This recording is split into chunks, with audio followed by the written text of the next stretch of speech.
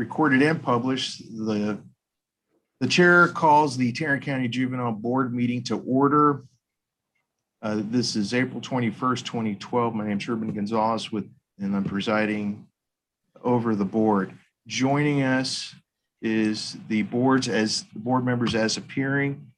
And let's refer to our agenda for today. First is the minutes from March 11th, 2012. Do I have a motion? Move approval. Judge Westfall. Any second? McCoy. Thank you.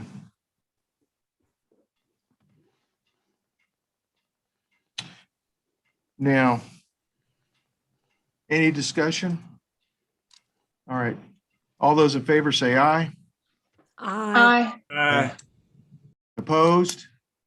The minutes are hereby approved.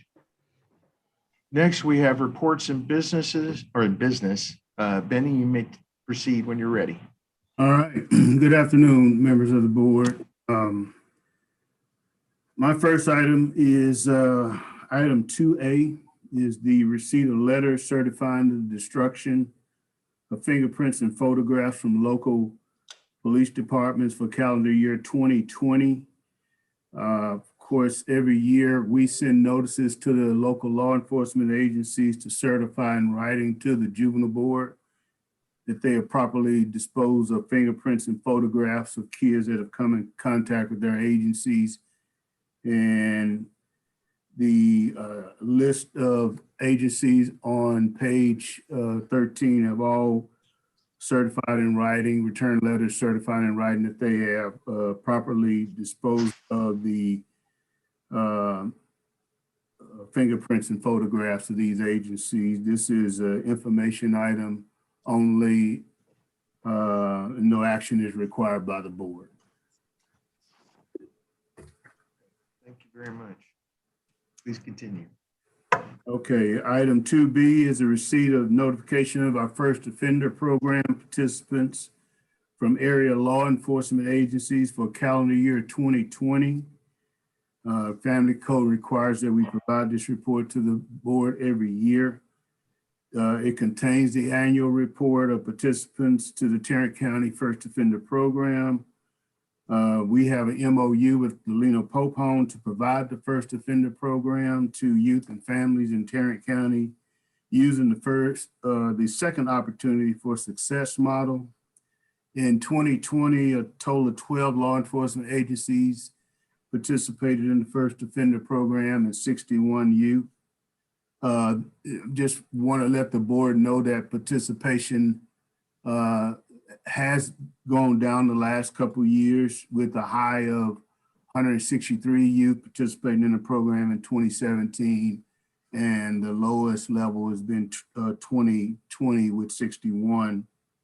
Lena Pope has reported to me the referral to the programs have been significantly impacted by the passing of HB 1325 in the summer of 2019, and of course the impact that COVID-19 has had on referrals as well.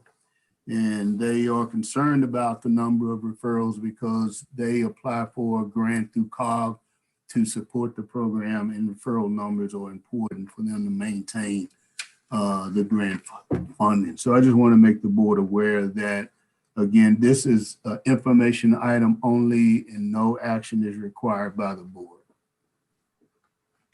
Thank you. All right, please continue. Item 2C is consideration of FY21 contract amendments. As we get later into the year, we start looking at contracts that are being underspent, those that are being spent at a level higher than we anticipated going into the year. And we have two contracts that we're wanting to amend and add funding to because they're being used at a higher rate than what we anticipated. So C1 is a consideration of contract amendment number 1 for the Family Preservation Program with the Lena Pope Home. The amendment will increase the contract by $66,250 The increase, again, will accommodate the increased number of kids being referred to the program, and the additional funding will be charged to our federal 4E budget. This amendment has been reviewed by the district attorney's office. We're asking the board to approve this contract amendment for the family preservation program. So,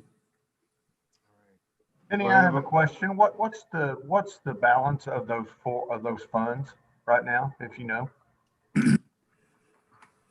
I'm going to ask Kim Dixon if she can respond to that. We talked about it the other day. I think we right at about 900, just right at $1 million. Okay, it's continuing to go down. Yeah, yeah. Okay. Judge, I can tell you that we are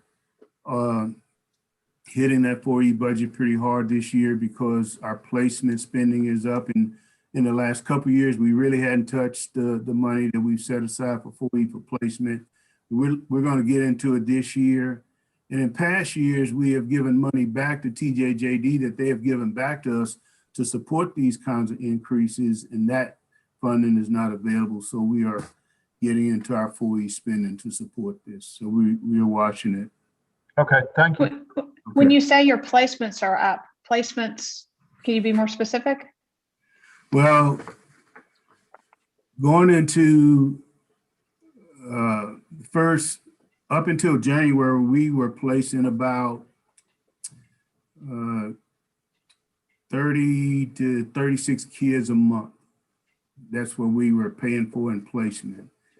As of about February 1st, we've been averaging about 45 to 46 kids in our placement facilities, which is a pretty significant jump in terms of the number of kids being placed. We're spending about $25,000 more a month, February, March, April, than we did in the at the beginning of the fiscal year. So we are in past years, we budget about $2.4 million for placement.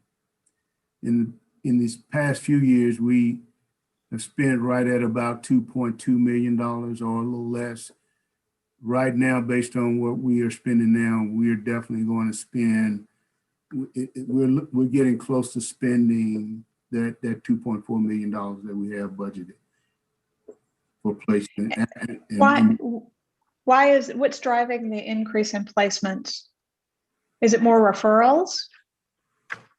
It's not more referrals. Our referrals are not up, Judge, but the court's request to place more kids, we're seeing more requests from the court to look for opportunities to place kids outside the home. And I don't know if Judge Kim is on the call, but he can certainly speak to what he's seeing from the court. But I can tell you that what we're seeing from our side is that there are just an increased number of kids that the court is placing. I mean, and we do have kids that have some pretty significant issues, some serious offenses, significant mental health issues. So we are seeing that with the kids that are in the that are being housed in the facility. But I certainly can't speak to what Judge Kim is seeing from the court's perspective, but we are seeing an increase in those. What's the average length of these programs, or do they vary so much you couldn't say? They vary depending on kids' progress in the program, but most programs, the average length is going to be about 9 to 12 month programs. And are there community-based programs that do some of the same things? There are, some of the kids, Judge, that require, a variety of services. Substance abuse services, sex offending treatment, mental health services. There are some of those services in the community, and we are using those services in the community. But I think in some of these cases that the court is requesting placement on, the court is feeling like there's a need for the kid to be placed outside home into long-term residential treatment as opposed to managing that kid in the community. Okay, thank you. All right, any other questions? Do I have a motion regarding C1? Correct. Move to approve. Thank you, Judge Beach. Second, Judge Westfall. Thank you very much. All right, any further discussion? Those in favor say aye. Aye. Aye. Those opposed? Hearing none, it passes. Ruben, I abstain. Okay, Judge Cosby, thank you very much. Okay, item C2, again, is another contract amendment, consideration of contract amendment number 1 for the youth advocate programs. Again, we're wanting to increase this program by $150,000. Again, it's being charged to our 4E funding. Judge, unlike the previous program, this is a program that allows us to keep kids in the community and allows us to manage these kids in the community. So we are using this at a higher rate than we anticipated, and we're wanting to increase the contract for the remainder of the fiscal year. The language has been reviewed by the district attorney's office. We're asking the board to approve this amendment to increase the amount of this contract. I'll move to approve.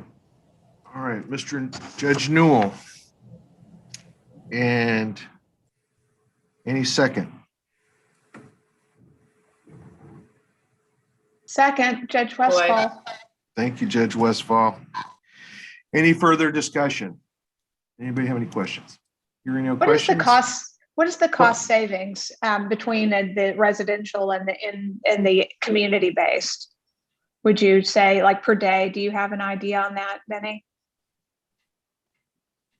That's a good question, Judge. And I don't want to just give you any kind of number, but I can tell you the lowest per diem that we pay in residential is about $165 a day. And Kim, you correct me if I'm wrong about that, but it's the average cost for kids in residential program is around $150 to $160 a day. Well, the highest that we have that most of our facilities are charging is about $197. Okay. Because they have, our cost increased by about 20%.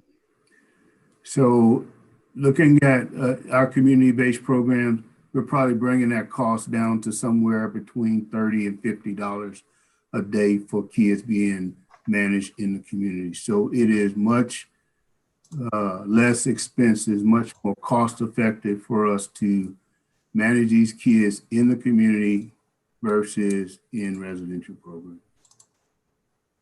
But I can get the exact number for you, Judge, but that's a ballpark, about $35 to $50 a day, depending on what kind of program it is.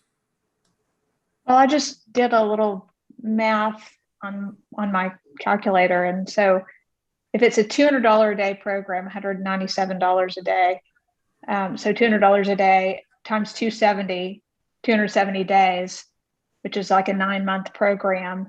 And if we have 15 additional kids over what we usually have being referred to those kinds of programs over the course of each month, the cost of that kid, 270 days would be, or the 15 kids would be $810,000 for the 15 additional referrals over for $200 a day for 270 days each. Does that sound right? No, our monthly expenses on. Well, I'm talking about for the whole program, For the whole each time. kid, for the whole program, not Okay. just per month. So we've got 15 kids going to a 270-day program over and above what we usually had. We have usually had 30 and now we have 45 referrals, let's say. And so those 15 kids over the life of their program are going to cost $810,000 per month, and not per month per kid, but per month over that's the 15 referrals. And then if we have 15 additional referrals the next month for a 270-day program that costs, I'm sorry, I got a phone call and it interrupted me. Then, so that would, is that right? That sounds close. I'll have to look at that and see. Yeah, so Okay. what we're seeing, Judge, is So it'd be- we're seeing about 10 more kids a month being in placement, going from about 36 going into January to about 40, 45, 46 a day now. So Okay, so that's $540,000 of program costs per additional 10 kids if they're in a 270-day program, and that's each month. I mean, if you get 10 kids this month additional, that'll be over the life of the program 540, and then the 10 kids next month. Does that Right. sound about right? Okay. Yeah, All right. you're Thank right. you. Certainly using that number, and of course, not all of the kids that are in the programs are at that $200 rate, but yeah, Right. looking at it from that standpoint, you're absolutely right, and that's what we're looking at in terms of revisiting the placement costs going into next year based on the trends that we're seeing right now. County District Clerk. Jumping into politics. Is that me? I believe so. There's somebody with a microphone out there listening to something political. But anyway. All right. Now, with regard to C2, and is there any further discussion on that? We have a motion that's on the table it's been first and seconded. Those in favor say aye. Aye. Aye. Aye. And those opposed? Hearing none, C2 or 2C2 is now approved. You may proceed, Benny. All right, item 2D, consideration of a memorandum of understanding with Lake Worth Police Department for participating in the Urban County's JCMS Tech Share Juvenile Program. This is an MOU with Lake Worth that will allow them to file juvenile cases electronically through our JCMS Tech Share system. Our staff have been doing a lot of work with the law enforcement agencies to bring them on. This is another agency that we want to bring on to allow them to file cases electronically. This language has been reviewed by the district attorney's office, and we're asking the board to approve the MOU that will allow Lake Worth to use to file cases electronically in our JCMS system. All right, any discussion? Move to approve. Thank you, Judge Beach. Second. Thank you, Judge McCoy. Those in favor say aye. Aye. Aye. Anybody Aye. opposed? Hearing none, 2D is approved. 2E. 2E is a consideration of a memorandum of understanding between the Alliance for Children and Tarrant County Juvenile Services related to children advocacy centers in Tarrant County. So your packet contains the MOU between Juvenile Services and Alliance for Children to support the creation and implementation of the children advocacy centers. This is a multi-agency, multidisciplinary approach to the investigation, prosecution, and medical treatment of kids who are involved in child fatalities and child abuse cases. I'm really bringing this back to the board for a renewal. The board has approved this MOU in the past, and there have been very minimal edits to the document other than just bringing the term dates up to line in line with next year.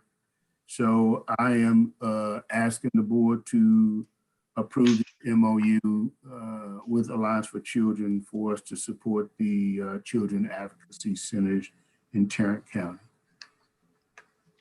Move approval. All right, Judge Westphal moves to approve.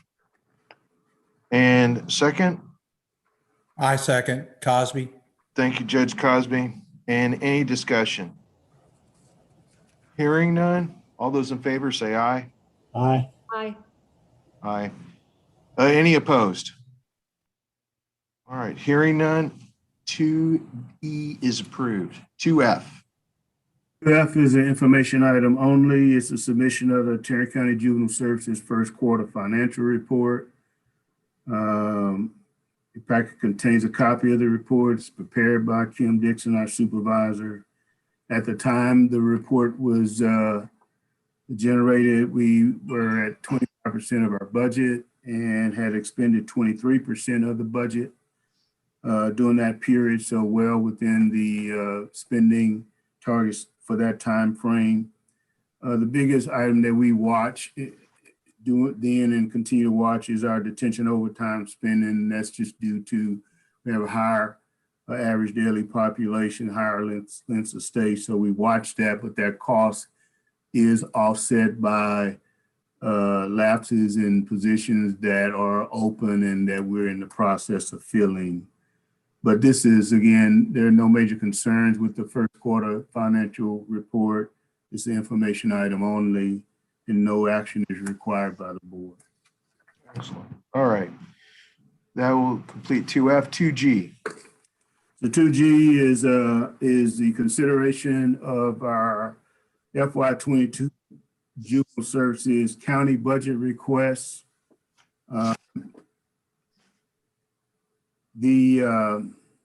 Your board packet contains the FY22 county budget request for juvenile administration and the juvenile detention center. So we submit two budgets to the county.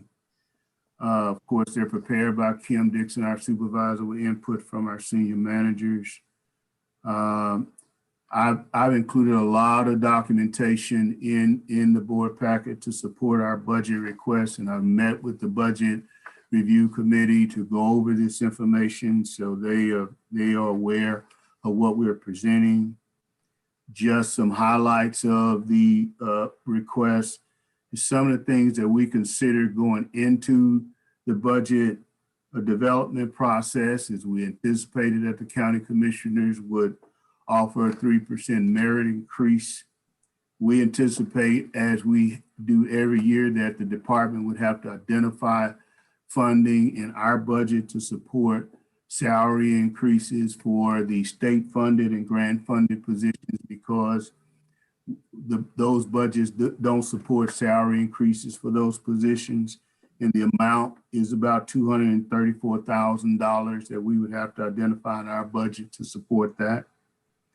Of course, this is a legislative year and there's going to be some changes in funding from TJJD. So we're anticipating some changes there. In our grant funding right now, we received $1,536,616 in grant funding from TJJD.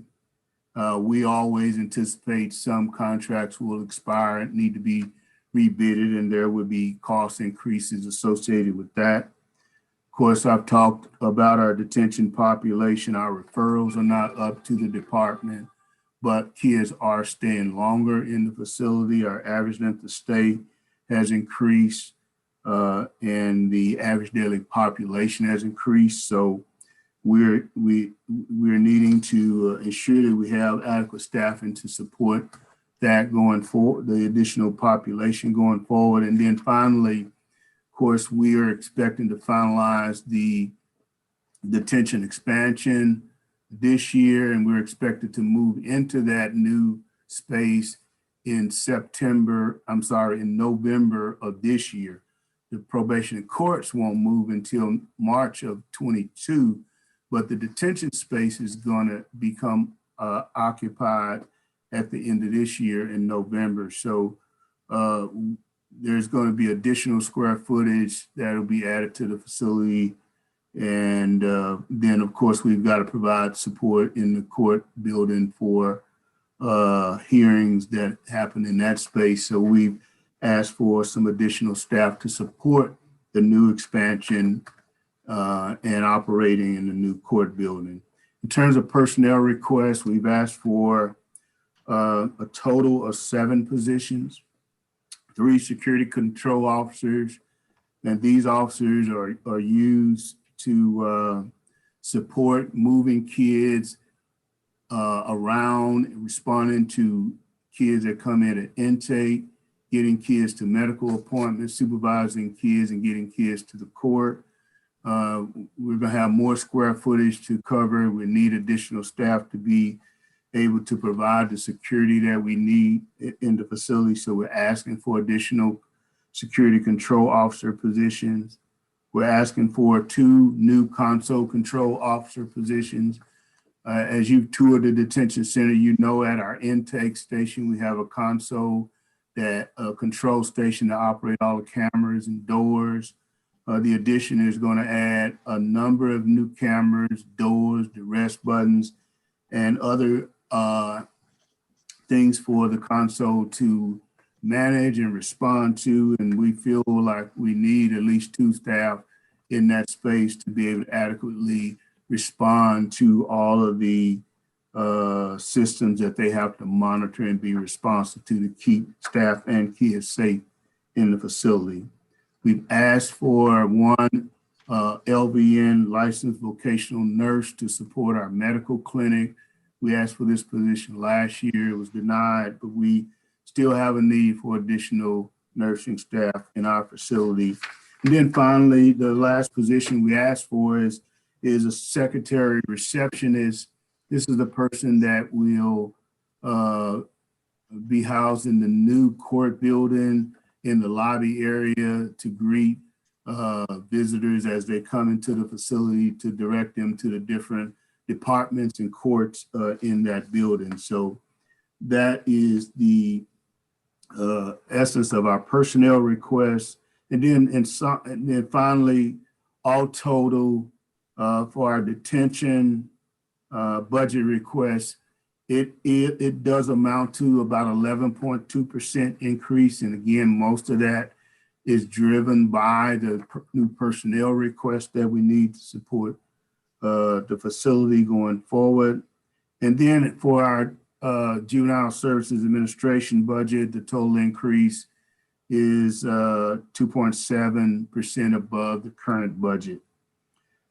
Benny, can I stop you for just 1 second? Sure. You had said previously, I think, that referrals are not up. Yes. What about are violent offense referrals up?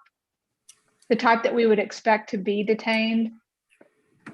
In all of the referral numbers that we track, those that TJJD that we report to TJJD, total referrals, violent referrals, other referrals, misdemeanors,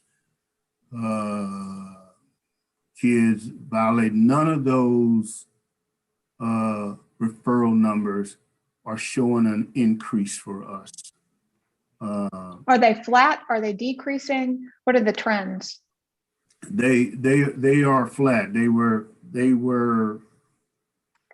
decreased last year for COVID, due to COVID, and we're still seeing those same indicators show some pretty significant decreases. And Judge, I don't have the document in front of me, but in some of those cases, we're seeing 15 to 20% decreases. I think in our referrals, it's around about an 18% decrease in referrals from the same time last year.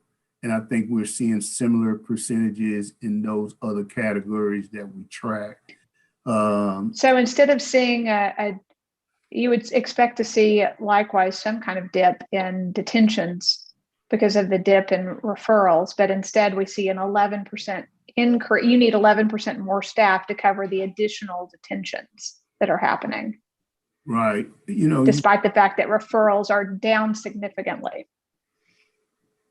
Correct. We usually don't see lengths of stay increase and the average daily population go up when referrals are down. We're seeing it now.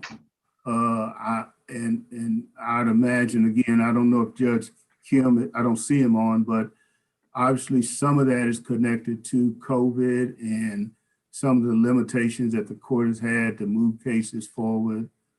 And we are seeing and the kinds of kids that are in the detention center, significant number of those kids are in the facility for some pretty serious offenses.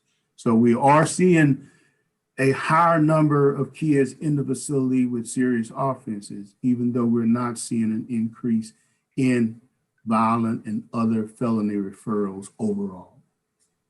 So you would expect once everything opens back up and that these cases would resolve pretty quickly and the numbers should go down. That is what we're hoping. In some of the cases, in some of my discussions with Judge Kim, he is hopeful that now that he can get jury trials moving forward, that some of those, and of course, those are some of the more serious cases, that some of those cases will move forward and we'll see some movement on those kids. How quickly that will happen, I don't know, and he don't either, but we're hoping that as the court get back to some sense of normalcy, whatever that is, that we will see some of those numbers go down in terms of the lengths of time that kids are staying in the facility and the average daily population. Thank you. Thank you, Judge Westphal. Any other questions? All right, do I have a motion with regard to 2G? And I'm sorry, and Mr. Millen, did you have anything else to add on 2G? No, we have our meeting with the budget office May 3rd to go over this information. I actually have May 17th was the original day, but they moved that back. But that's the only thing. We'll be sitting down with the county budget office on the 3rd to go over this information. Okay, this is just information only then. This is not for approval. Well, we like to be able to go into the budget meetings and that the board has approved this request that we're all asking for the board to approve it. All right. We do. So, Judge do we Gonzalez, have, yes. I don't know if this would be a good place to tell you about the Budget Services Committee that I chair and our meeting about the request. Any objection, anybody allowing Judge McCoy to give a report that's normally later in the agenda? I'm happy to wait. No, go ahead. They seem tied together. Yeah. I'm sorry. Well, I'll just say briefly, because I think Benny covered everything we covered. The Budget Services Committee, which consists of me, Judge Mumford, Judge Catalano, Judge Kim, and Judge Gonzalez, met along with Benny Medlin and Kim Dixon. We had a meeting last week via Zoom, and it was successful.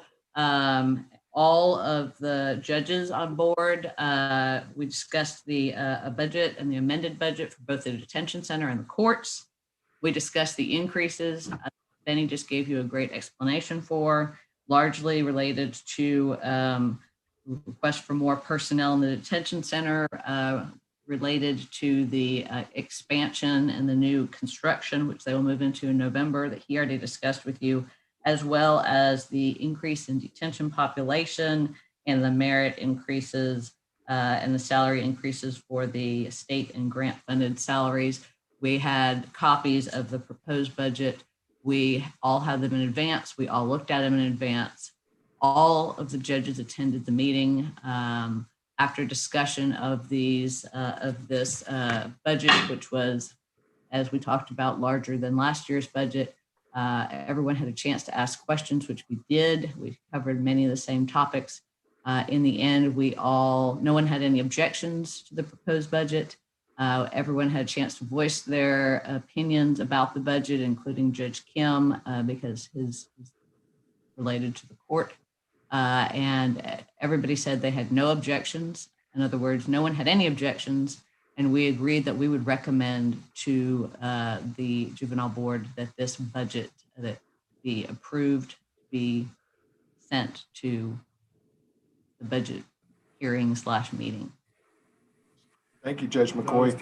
Can I offer a comment as well?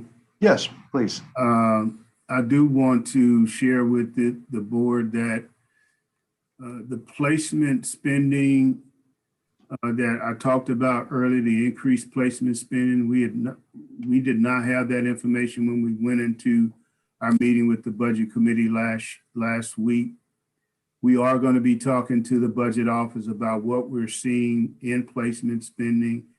And there may be some adjustments in those numbers. I just want to be transparent about that. We don't have a number right now, but that funding shows up in our professional services contract, our juvenile administration budget. But I do want to let the board know that we are going to be having some discussions with the budget office when we meet with them about what we're seeing in our placement dollars and see if we need to make some adjustments there. Okay. Thank you, Mr. Medlin. All right. So do I have a motion with regard to the budget? And that would be 2G. Move to approve. Thank you, Judge McCoy. And then do we have a second? Second, Judge Salvant. Thank you, Judge Salvant. All right, any further discussion or comment? All those in favor, please say aye. Aye. Aye. And those Aye. opposed? Hearing none, 2G is approved. 2H.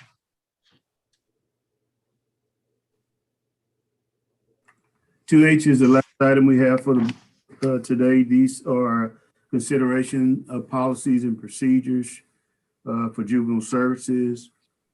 Of course, I've submitted all of these, the policies listed in 2H items 1 through 19. We've presented all of these policies to the district attorney to review. They work with our staff to go through the policies and get them to a place where the district attorney felt comfortable releasing them for approval by the board. So they've been reviewed by the DA, our staff. We've submitted it to the review committee. We're asking the juvenile board to approve these policies for juvenile services that are listed in H. I got a question. Yes. I thought the juvenile board wasn't supposed to be approving or getting into the management. It sounds like we're getting into the management of juvenile services when we're approving policies and procedures. So can somebody explain that to me?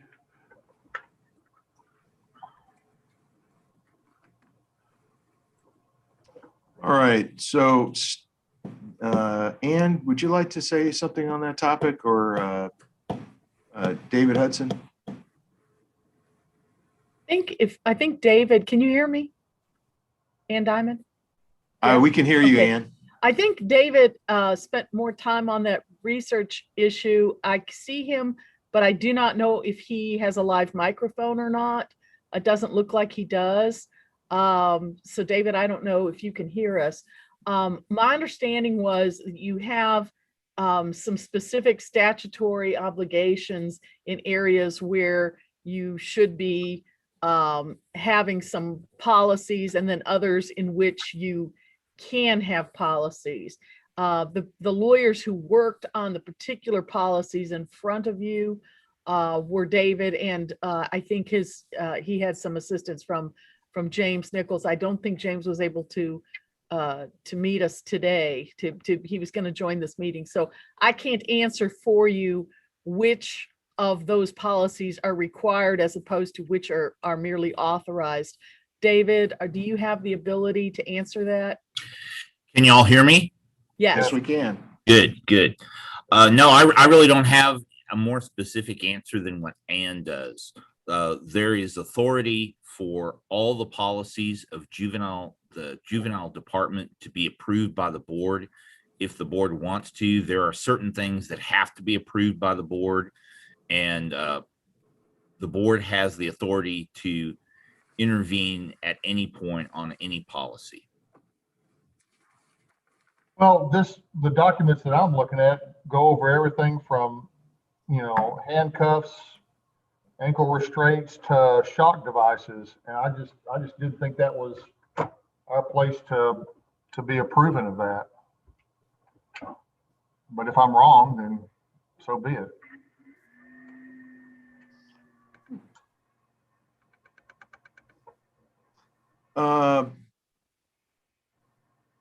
Judge Hagerman, do you want to make a motion to table the item and that we can Yes. look into it more favor? I'll make a motion to table the item and look into it further. Okay, and we have, Second. anybody wish to second, Judge Westfall? Judge seconds it? Westfall.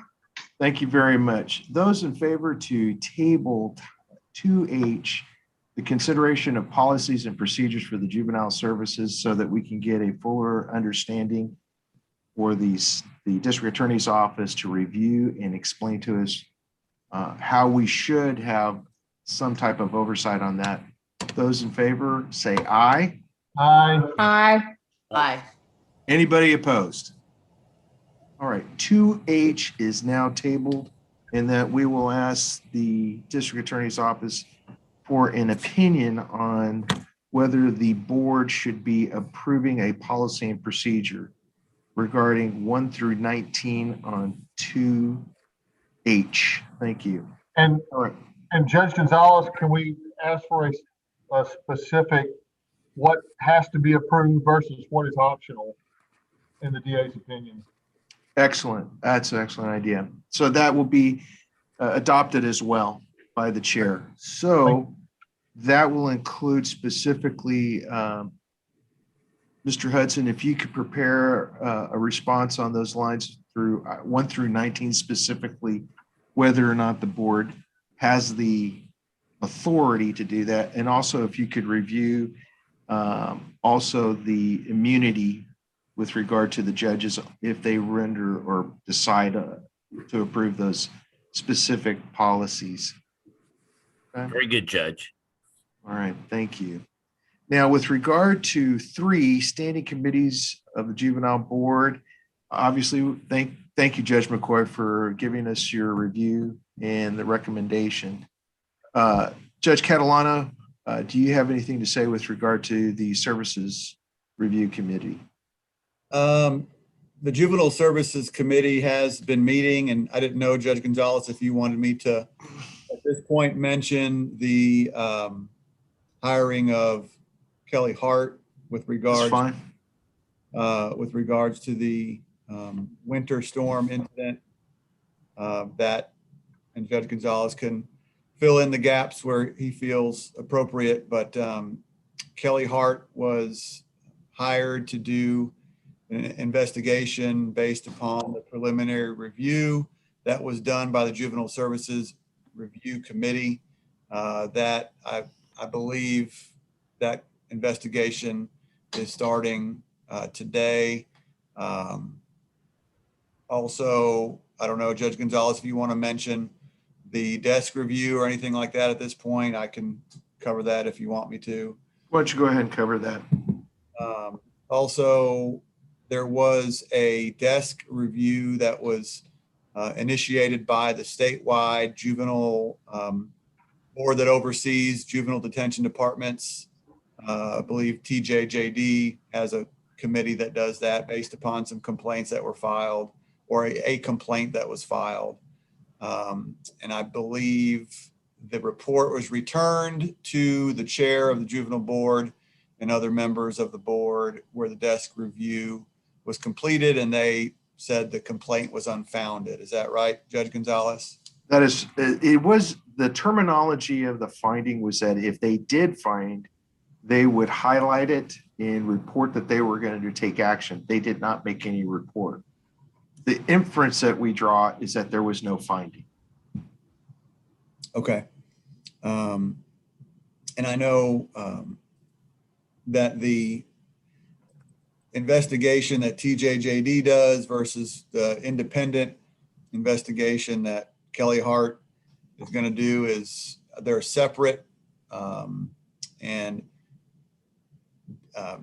apart from each other. So if anybody has any questions with regard to the independent investigation being done by Kelly Hart, now would be a good time to discuss that. Before we discuss that, I think that we would probably want to take that up in an executive session if we're doing that. However, if I may add, based upon the board's approval as instructed by the board, in consultation with Judge Catalano and also Judge Evans and the district attorney's office, I had considered 3 possible law firms and consulted and had an interview with 2 of them. And at that time, based upon the authorization, I selected Kelly Hart Hallman, which we have engaged with the approval of the Commissioner's Court. And so that letter has been executed and the process has started. And so they're starting to collect information with regard to their review of the details on that. And as Judge Catalano has alluded to, that there has been and I'll read exactly what the letter is written. Although a preponderance of the evidence did not substantiate abuse, neglect, or exploitation of the following actions, if marked, has been taken by OIG as a result of the findings of the case. And there has not been any finding. And there was no marking, and it's signed by the Texas Office of Inspector General of the Texas Juvenile Justice Department. There has been another ancillary one involving a facility located in Granbury that I believe that we had a juvenile placed for some treatment. And Benny, can you refresh my recollection? What exactly did the OIG find, or the TJJD? Did they believe that something occurred? Yeah, so Lake Granbury is one of the residential programs that we contract with down in Johnson County. And they had an incident back in February in which one of their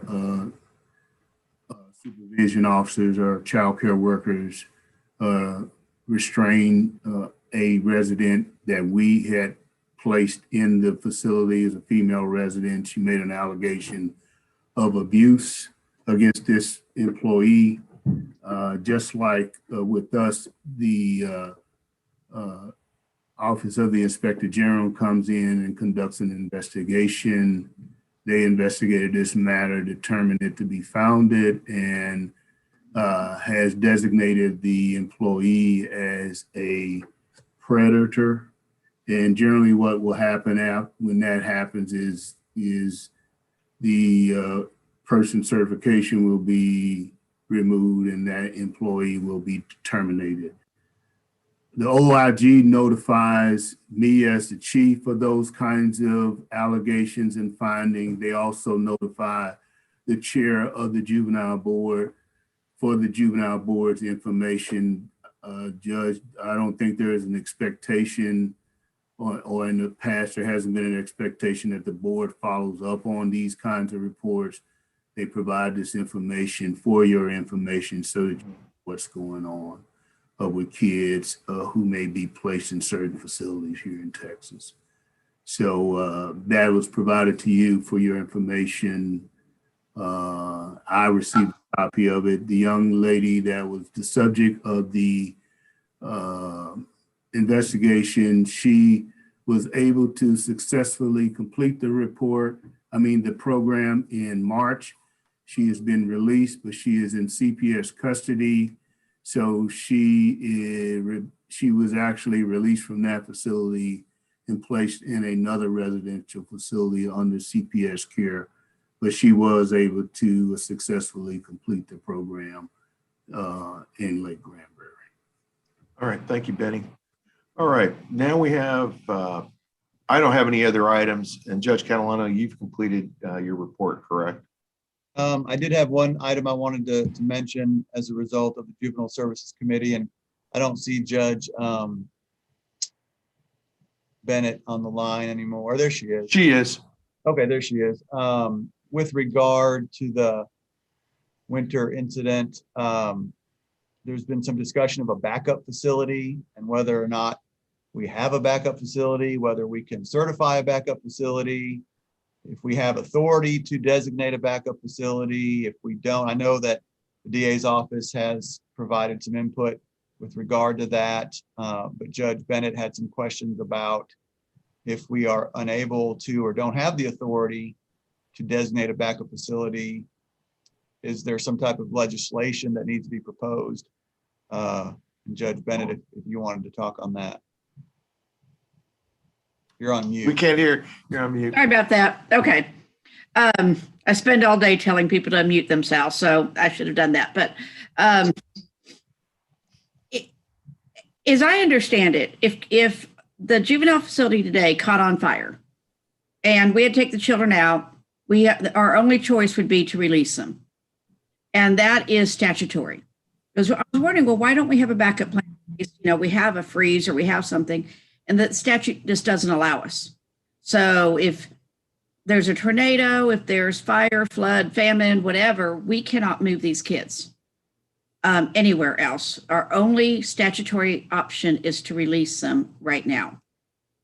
And, you know, because I was wondering, now the kids that are 17 can be moved to the jail, but the kids under 17, that's our only statutory option as I read the code. Now, maybe there's another interpretation. I don't read one. I don't know if we can certify and say this is our facility if we back, you know, I don't see an option for that under the code.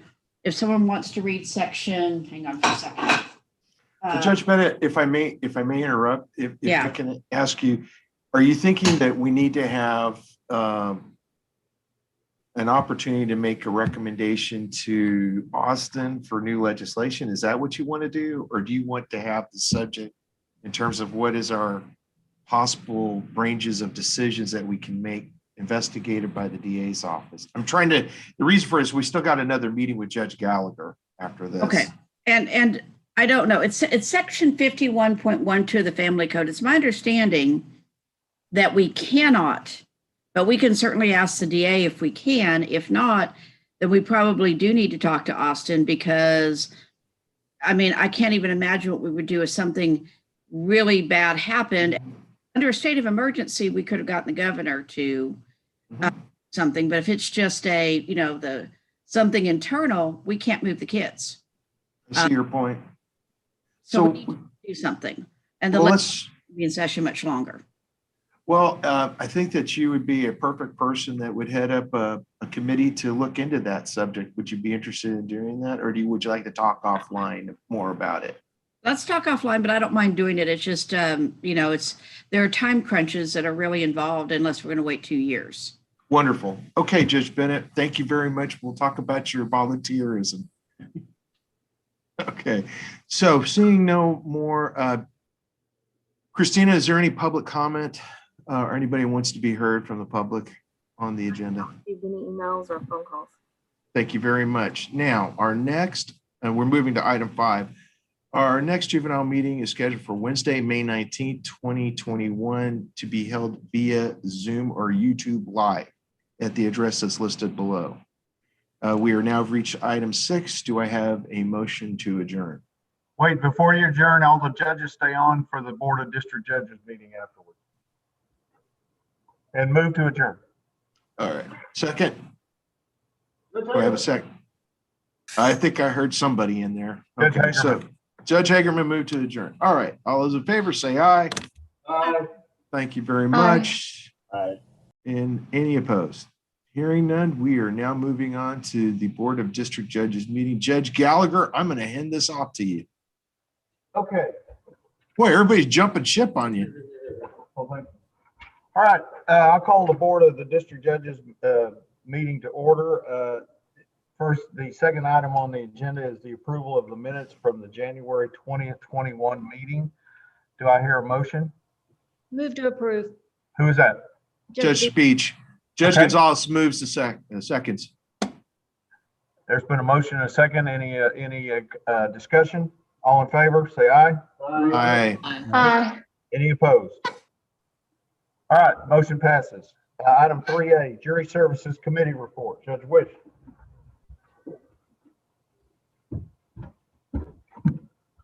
Okay, as jury trials kick back in, you need to remember these ground rules pending modification. Juries are ordered for court for a specific day for a trial. You have to order them 30 days in advance so Paula can have them assembled. They'll be sent as directed to your courtroom on a date. There are not people being held in the jury room, call and say, I need a panel on short notice. And Paula will have a list of available approved voir dire sites that are available when you call. And if enough people call, we start running out of voir dire sites, but that's something you deal with Paula, and it'll probably go to first come, first serve. But that's the general policy. Remember, you can't call yet and say, I need a panel next week, because people aren't being generally summoned because the numbers aren't there yet, and they're being summoned per case, per trial, per court. And early is better to make sure you have plenty of people. And also the PPE, she sent an email out of PPE. Well, squat down. This shirt's prettier than I am. All right, the PPE she ordered is now there. It's available 8 to 5 Monday through Friday. The additional PPE supplies are in the jury room.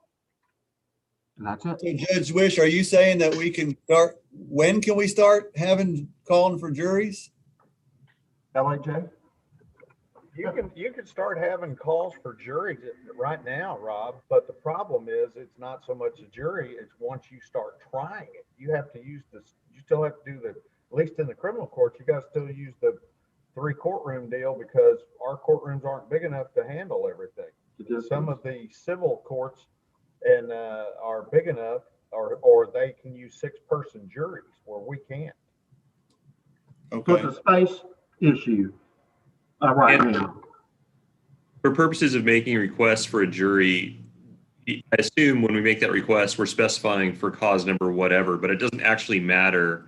Like here in the civil courts, you might have multiple cases that all settle, but as long as I can just get a panel brought over and use it for whatever I have going, right? For your trial in your courtroom on that date and time, yes, as opposed to we're not using them, someone else is going to have your jury without warning type stuff.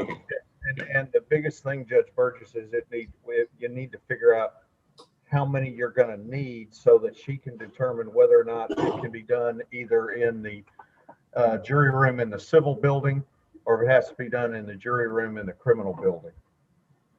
George, do we still need to submit a trial plan, or are we just using the standard trial plan? Okay, great. So we just call the jury room 30 days in advance or more and make sure that we have everything set.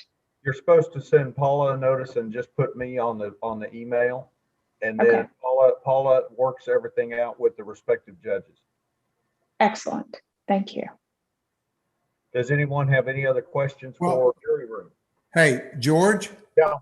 This is Cosby, but also, I'm sorry, my video's not working. I was trying to get out. But also, you've got to be able to work with your corresponding with another court on your floor, because none of the jury rooms will hold 12 jurors.